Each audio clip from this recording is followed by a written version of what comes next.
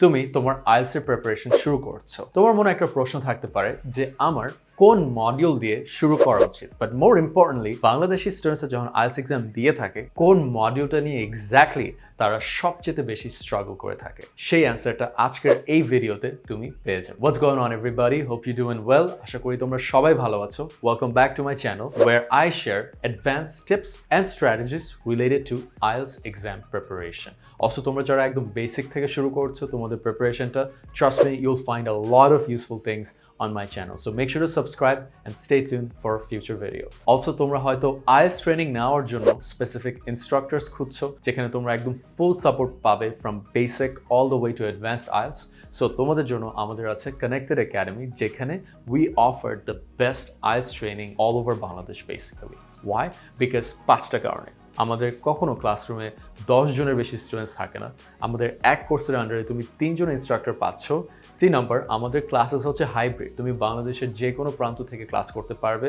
4th, আমরা unlimited mock exam দিয়ে থাকি স্টুডেন্টসের জন্য। অ্যান্ড নাম্বার 5, আমাদের সব স্টুডেন্টসরা তাদের ডিজায়ার্ড স্কোর পেয়ে থাকে তাদের আইএলটিএস এক্সামে। সো তোমরা যদি আমাদের আইএলটিএস কোর্স সম্পর্কে আরও বেশি জানতে চাও, make sure to sign up through the link in the comments. Coming back to the most important part of this video, কোন মডিউলটা নিয়ে তোমার প্রিপারেশন শুরু করা উচিত if you're just starting out your IELTS preparation journey, and কোন মডিউলে সবচেয়ে বেশি স্টুডেন্টস স্ট্রাগল করে থাকে? The answer is the reading module. So why reading module is the perfect module to start your IELTS preparation journey with?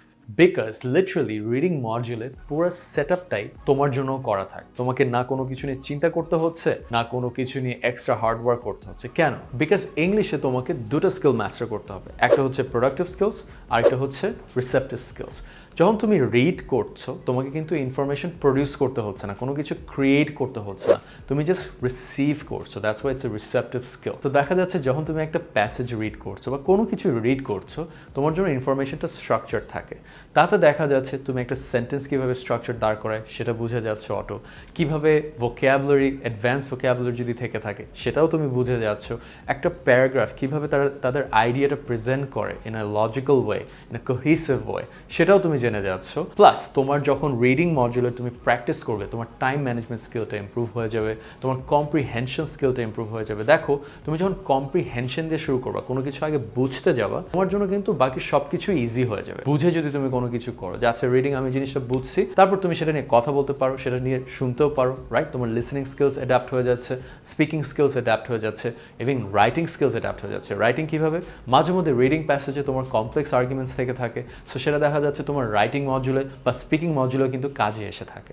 So that's why reading module is the perfect module to start with, because number 1, it's easy. Number 2, it's already setting you up for the other modules as well. এখন তোমার মনে প্রশ্ন আসতে পারে যে আচ্ছা ভাইয়া, তাহলে আমি রিডিং মডিউল যদি শুরু করি, আমি কিভাবে স্টেপ বাই স্টেপ আমার স্কিলটাকে পলিশ করতে পারি? ওয়েল, এটা ডিপেন্ড করবে তুমি তোমার ইংলিশ লার্নিং স্টেজের কোন ফেজে আছো। তুমি যদি একদম বেসিক লেভেলে থাকো, তুমি একটা স্টেপ থেকে শুরু করবা, but it's always nice to make sure that you have checked all the phases of learning or mastering the reading module, right? Then you will be able to actually score a higher point in your IELTS exam. তাহলে তোমার starting point কোথায় হবে? Comprehension. তুমি যদি একটা question পড়ে তোমার passage নাই বুঝো বা কোয়েশ্চেনই না বুঝো, হোয়াটস দ্য পয়েন্ট? তুমি তো আর রিডিংয়ে এমনিও তোমার স্কোর আনতে পারবে না। তো first thing you have to master is your comprehension skills. যে পড়ে বুঝতে হবে কোয়েশ্চেন কী চাচ্ছে, প্যাসেজ কি বলতে চাচ্ছে, তখনই না তোমার ঠিক অ্যান্সার দেওয়ার ক্যাপেবিলিটিটা আদৌ গ্রো হবে। সেকেন্ড হচ্ছে তোমার রিডিং স্পিডটা বাড়ানো, because it's all about time management. দেখো, তোমার যে আইএলটিএস এর এক্সামটা হচ্ছে রিডিং মডিউলের, তোমাকে একটা স্পেসিফিক টাইম দেওয়া হচ্ছে। সো তুমি আগের যে কম্প্রিহেনশন স্কিলটা ডেভেলপ করেছো, ওইটাকে এখন আরও ফাস্টার করতে হবে, তোমার রিডিং স্পিডটা বাড়াতে হবে। দেখো, আমরা কিন্তু এখন আস্তে আস্তে অ্যাডভান্সডের দিকে যাচ্ছি। আগে কম্প্রিহেনশন শিখলাম, এখন আমি রিডিং স্পিডটাকে বাড়াচ্ছি। থার্ড যে জিনিসটা তোমার করতে হবে সেটা হচ্ছে কনটেক্সচুয়াল আন্ডারস্ট্যান্ডিং। দেখা যাচ্ছে অনেক সময় তোমার রিডিং প্যাসেজে হার্ড কিছু ওয়ার্ড চলে আসতে পারে, বাট যারা অ্যামেচার এবং বিগিনার তারা সেটাতে ঘাবড়ে যায়। বাট যখন তুমি থার্ড স্টেপটা মাস্টার করে ফেলবা অফ কনটেক্সচুয়াল আন্ডারস্ট্যান্ডিং, তখন হার্ড ওয়ার্ড থাকলেও তুমি বুঝে যাবা যে প্যাসেজটা কি বুঝাতে চাচ্ছে। I could say so exhausted. যদি এক্সস্টেড মিনিংটা না বুঝো, বাট তুমি যদি আমাকে বডি রিড করো, আমাকে দেখে, তুমি বলতে পারবো যে maybe I am just tired.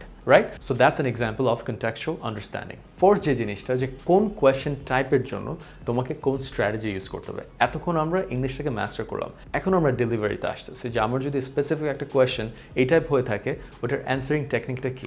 অনেক সময় স্টুডেন্টসরা কি করে, তারা আগের 3টা স্টেপকে জাম্প করে ডিরেক্ট ইউটিউবে এসে এই ফোর্থ স্টেপটাকে খুঁজতে থাকে। তাতে দেখা যাচ্ছে যার কম্প্রিহেনসিভ স্কিলস নাই, সে তো এইসব অ্যান্সারিং টেকনিক দিয়ে আদৌ তার অ্যান্সার বানাতে পারবে না, তার কোনো কাজেই আসবে না। সো তুমি এই জায়গাটাতে ফোকাস করবে যে কোয়েশ্চেন অনুযায়ী অ্যান্সারিং টেকনিকটা কি, বাট তোমার এই গ্র্যাজুয়াল ডেভেলপমেন্টটা থাকতে হবে। Don't just skip the steps and jump to the fourth one. So the ultimate hack you might ask যে ভাইয়া আমার রিডিং স্কিলটা আমি কিভাবে আদৌ ইমপ্রুভ করতে পারি। Well, first of all, don't make it a task, make it a lifestyle to read anything in English, think about anything in English, right? Talk to your self in English. এই জিনিসটা আসলে সবচেয়ে বেশি তোমাকে improve করে দেবে তোমার ইংলিশে। মেবি তুমি ফ্রেন্ডসদেরকে টেক্সট করো, text them in English. Maybe you watch movie. Maybe you watch TV shows. Watch English TV shows. Watch English movies. Watch English talk shows. আমার যদি ইংলিশ ভালো হয়ে থাকে, এটা একমাত্র because I use to watch a lot of English celebrity talk shows, because that's something that I enjoy.